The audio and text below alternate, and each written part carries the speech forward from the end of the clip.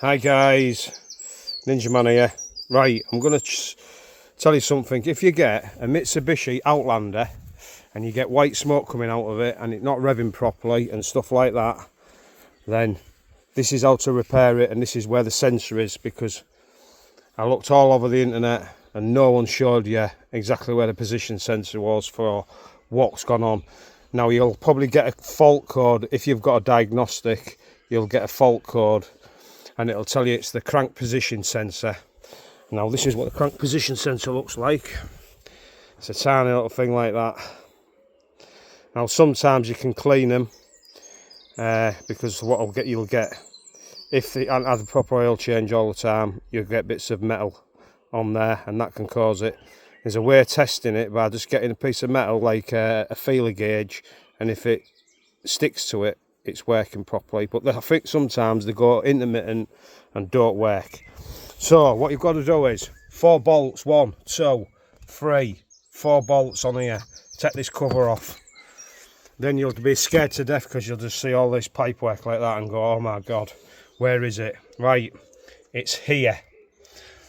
This is the plug what goes on it. There's 1 screw. You'll need a spanner because you can't get in, and you won't get in with a ratchet spanner like that. You'll have to use that side spanner to get it in, and then take it out with your fingers afterwards you've loosened it, and it goes in there. Get your new one. Get a bit of oil and make sure you just rub it around that rubber seal so it seals it, and it literally just slots in like that, drops down into there like that, and you'll hear it click into place. Move it to a side. Get your nut, slot him in, do it with your fingers first, and just tighten it up slowly. Best way to do it with your fingers. And then you don't cross thread it or anything like that. Get it so you can't do it anymore with your fingers. Get your spanner, put it on, just nip it up, and don't nip it up too tight because it's plastic. You just need to just nip it till it's tight enough. It's not a component what needs to be really tight. Get your connector, re-clip it in. It might be a bit tight because it's a newer one.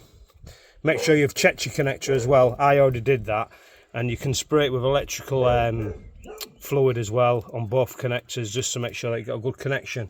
Then you should be able to start the engine all right, and you shouldn't get no white smoke. Now I'm just going to move all the bits off of here, so when I start it they don't go flying all over, right? But we'll get the keys. I'm going to find the keys because I've put them on the floor. Here we go, get the keys.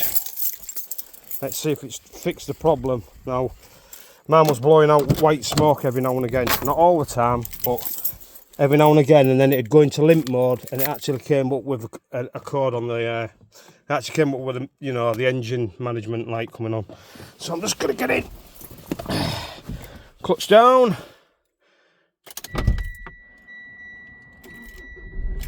turn it on, and if it'll focus up.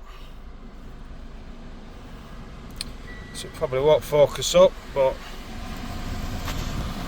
let's try and get the camera in there. No, I can't get it in there. Wait a minute.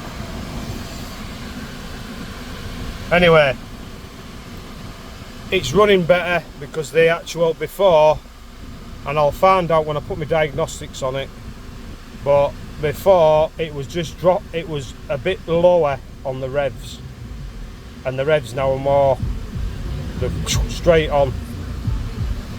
So literally it should be in the middle between 1000 and the middle of that line.